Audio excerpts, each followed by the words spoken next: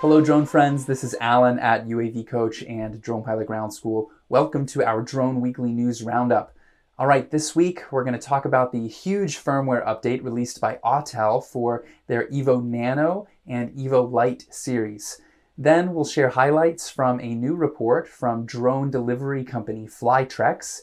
And finally, we'll cover a petition from US drone companies to have Congress remove the Blue UAS requirement. Interesting story update for you there. All right, let's jump into this week's stories. Last month, Autel released the Evo Lite and the Evo Nano at CES, the Consumer Electronics Show. Each one comes with a Plus version, which includes a better camera and some additional upgrades. This month, Autel released a major firmware update for these new drones that fixes bugs and brings several new features to the Evo Lite, the Lite Plus, the Nano, and the Nano Plus. Some of those features include multiple video frame rate choices up to 50 frames per second, improved wind resistance while hovering, manual focus control, and enhanced photo resolution. There are many more. A few bugs were fixed as well, as I mentioned. To see that full list of new features in this firmware update, check out the link below. We've been very interested in these new Autel drones. I've talked to a lot of you who are flying them and plan to spend some time this spring getting to know each of them better ourselves. Let us know in the comments if you own one of these models or have any questions about Autel. Next up, let's talk about drone delivery company Flytrex. Now, this is an Israeli-based company, but since September of 2020, Flytrex has been offering drone deliveries in first Fayetteville and then later Rayford, North Carolina. Okay, listen to this. Flytrex just released their 2021 Yardstick report, sharing that just in their North Carolina operations last year, they did more than 12,000 drone deliveries. The top 3 items ordered were chicken sandwiches, cookie custard sandwiches, and boneless wings meals. Yum, yum, yum, folks.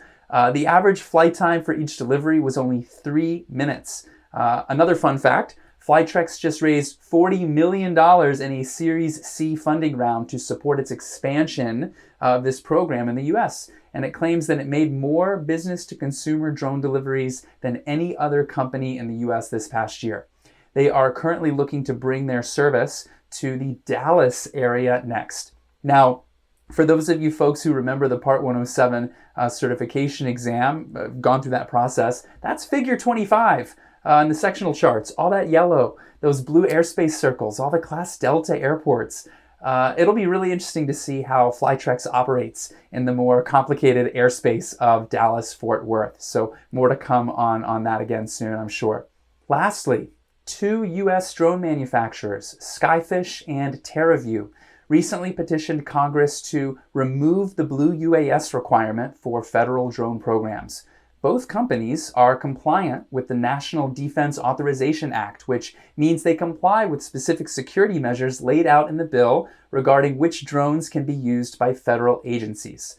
But despite that NDAA compliance, they can't sell their drones to government agencies because these agencies have been limited to buying only those drones found on the Blue UAS list. Now, we've talked a little bit about this list before, but here's some new information that I wasn't aware of until this story. Both Skyfish and TerraView tried to be included on the latest round of the Blue UAS list, but were told that the Defense Innovation Unit lacked the funding to evaluate their platforms. This is a pretty big issue within the domestic drone industry, as many companies have adapted to meet the NDAA requirements and began manufacturing their own parts entirely in the US. And although they meet that compliance, they still aren't available to be sold to government agencies because they aren't on that Blue UAS list. Oof, okay. There's a lot more detail and nuance, but that's kind of the big picture. We will continue to stay close to this story and we'll keep you posted on any updates. Let us know in the comments if you have any specific questions or what you think about what's going on there. All right, folks, that's all we have for this week.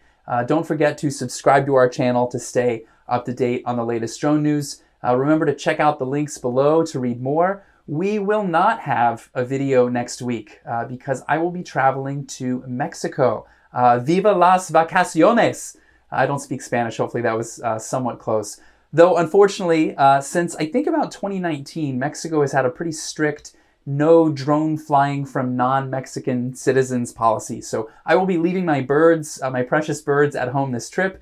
If you're planning any international trips in the coming months, friendly reminder, we have a drone law directory where we document drone regulations and organize them by both US, state, and all the countries around the world. It's quite a bit of work to maintain this directory week to week. We have learned a lot about drone regulations along the way, but I just wanted to point out that resource. Okay, thanks for watching, and to all of you drone pilots out there, blue skies and safe flying.